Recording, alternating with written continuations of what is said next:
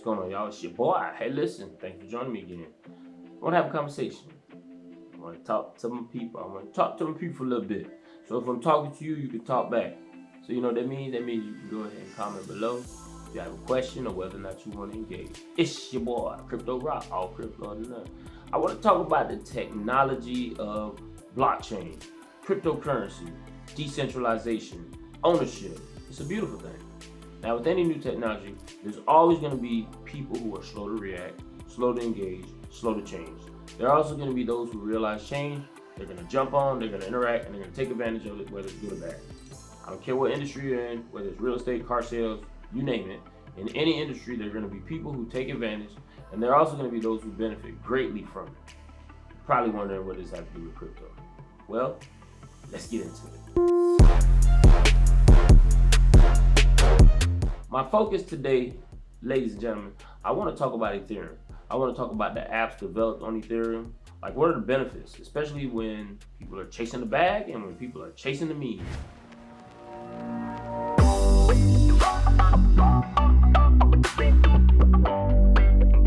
I want to talk about that new meme coin that has literally exploded in the last couple of weeks, Pepe.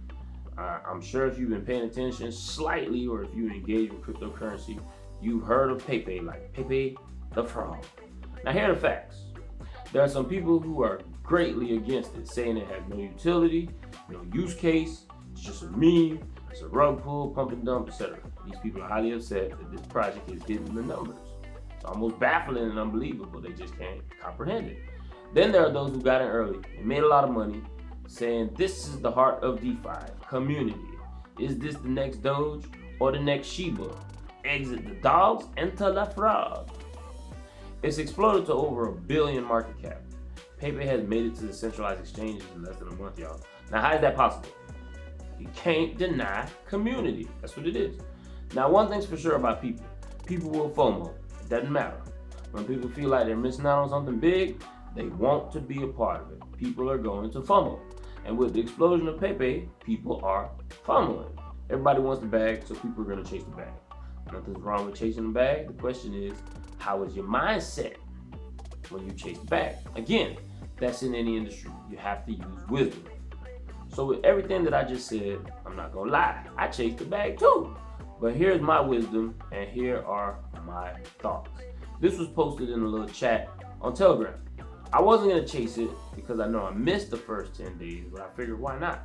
Let me throw $100 at it. But after 2 failed transactions, gas fees totaling $80, I gave up. I literally gave away $80 in 2 minutes.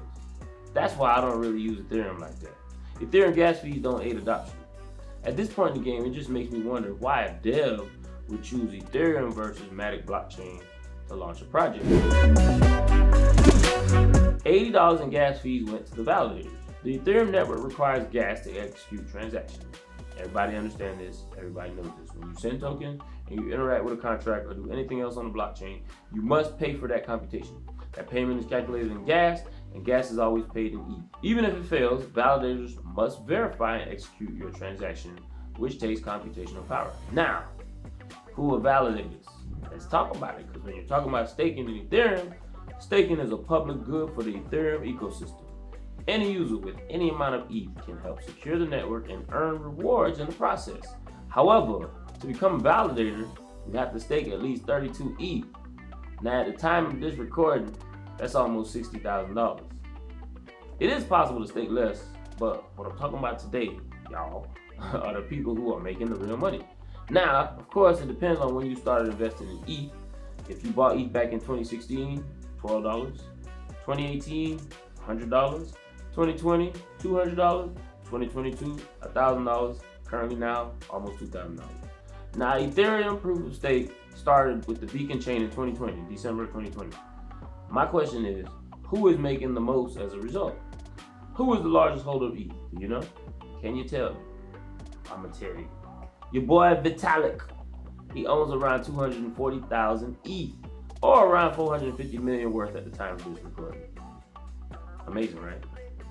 If he simply stakes and collects around 15% APY, do the math, that's 70 mil a year just staking. He's set. Well, he's the founder. Get your money. It's not my focus. My question is, why are the gas fees so high? Which, maybe that is relevant, but why are the gas fees so high? Now, before we answer, here's another issue we have to deal with. But as to crypto, which I know will come up, simply put, investors in the crypto market should benefit from the compliance with the same laws that Rayburn and Roosevelt laid out. It's the law. It's really not a choice. Is Ethereum a security or commodity? That's what the SEC is always asking. How would you categorize Ether then? Look, I think that the general sweep of what Congress did, not just in the 30s, but as amended. I'm asking you, sitting in your chair now, to make an assessment under the laws as exist. Is Ether a commodity or a security? Without speaking to anyone. I know you've repeatedly said you're not going to speak to one, except you've spoken to one, Bitcoin. And what the SEC uses is the Howey test to determine this. You can look up the Howey test to find out a little bit more about what it is, but it was something back in 1946 that they're using as a standard. I'm asking you a very simple question about the second largest digital asset. What is your view? And my view is if there's a group of individuals in the middle that the public is All right.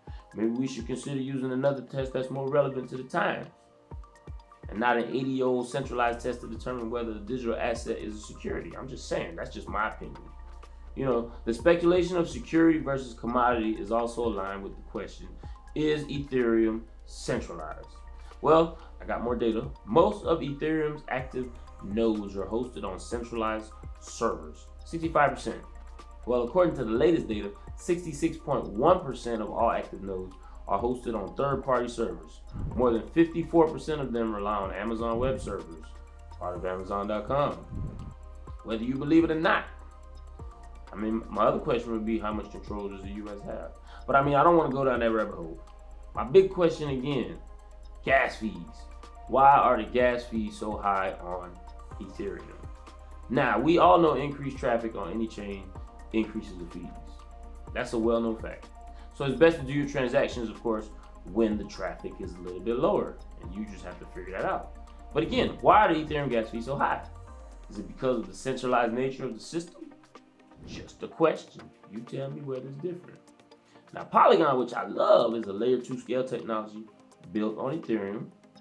Polygon is Ethereum in my opinion. Now, because of the ZK Snark rollup technology and all of that amazing, the fees are just low, period. Polygon fees are pennies to the dollar when you compare it to Ethereum. When it comes to adoption, in reality, my opinion, no one really cares about the technology. They just want to be able to use it. Now, they care enough to engage with it, but they just want to be able to use it to where it's cost effective and efficient.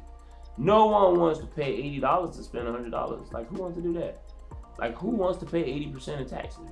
Are you doing that currently? So why would you want to do that when it comes to crypto? The argument that some people look at is like, well, when you look at the upside potential of an investment and what you can gain versus what you're paying, yeah, I get all of that. But that does not aid in adoption. So my big question is, why would a dev or a dev team of a project choose Ethereum over Polygon or over Arbitrum or over Binance? I'm talking about adoption. I'm talking about mass adoption and widespread use. Now, if we want that, then in my opinion, it needs to be cost efficient and, of course, easy.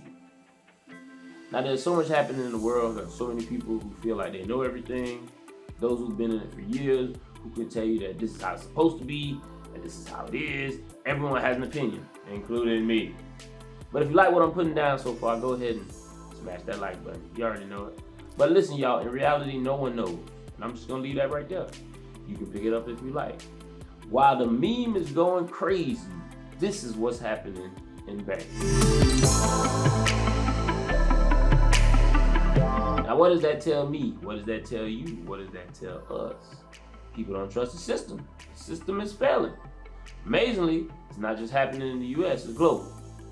But I just want to look at it from a different perspective, I just feel like you should always step out of the box and look at it differently. You should always look at it instead of a pigeonhole perspective. Get that eagle's eye vision, It's your boy. Hey, go ahead and comment below. Let me know if you agree, disagree with anything that I've said, or if there's something that, sparked your mind. Let's start a discussion.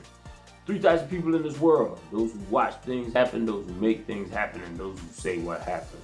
I'll catch y'all on the next one.